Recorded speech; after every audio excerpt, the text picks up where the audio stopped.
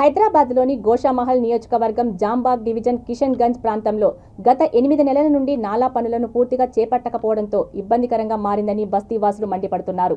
వర్షాకాలంలో నాంపల్లి, సీతారాంబాగ్, గోషామహల్ మీదుగా నీరు రావడంతో తమ గుడిసెల నీరు నిలిచిపోతుందని ఆవేదన వ్యక్తం చేశారు. ఇప్పటికైనా అధికారులు సత్వరమే చర్యలు తీసుకొని ఇంజనీర్ల ప్లాన్లను సరిచేసి బస్తీవాసులకు ఇబ్బంది కలగకుండా పనులు చేపట్టాలని పలువురు కోరుతున్నారు. ఇప్పుడు ఈ నాలా వస్తుంది కదా, నాలా అక్కడ మన గోషామేల్ నుంచి వస్తుంది.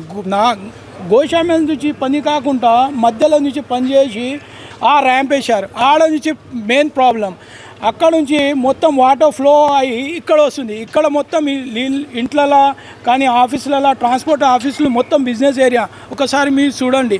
మొత్తం ఆఫీసులలో నీళ్ళు పోయి లక్షల రూపాయల నష్టం జరుగుతుంది.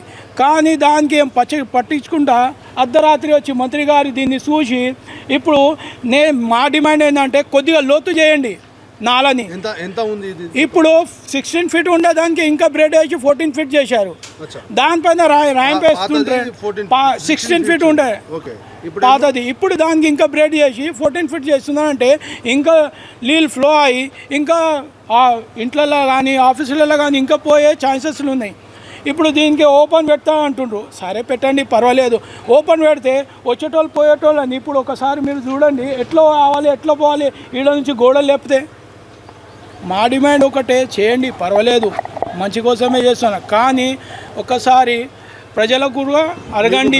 ఇక్కడ వచ్చి పడ్డప్పుడల్లా మీకు ఎలాంటి ప్రాబ్లమ్స్ వచ్చాయి? చాలా ప్రాబ్లం వచ్చాయండి. లక్షల ఉన్నదంటే మా మొత్తం సర్ ఖరాబ్ అయింది.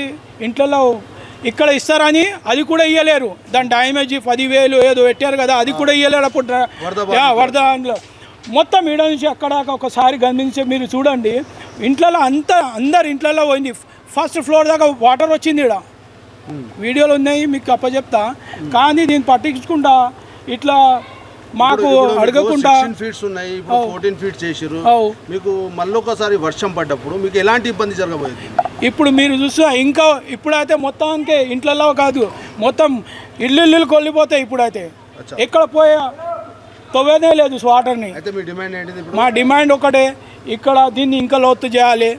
16 ఫీట్ ఉండే ఇంకా 2 ఫీట్స్ ఇంకా లోతు చేసి దాన్ని లెవెల్గా చేయాలి. ఇంకా అది పట్టుకు కాకుండా ఇంకా దాన్ని ఇంకా లేపుతున్నారంటే, దానిపైన ర్యామ్ లేపుతున్నారంటే అది ఎక్కడ విషయం? అరే ప్రజలకు కూడా అడగండి, మేముంటాము, మాకు అడగండి, ఇక్కడ ప్రజలను అడగండి.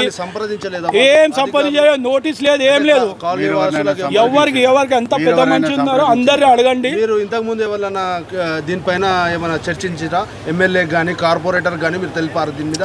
ఎమ్మెల్యేకి కూడా చెప్పానండి, కార్పొరేట్ కూడా చెప్పాడు, కానీ వాళ్ళు పట్టించుకుంటలేరు.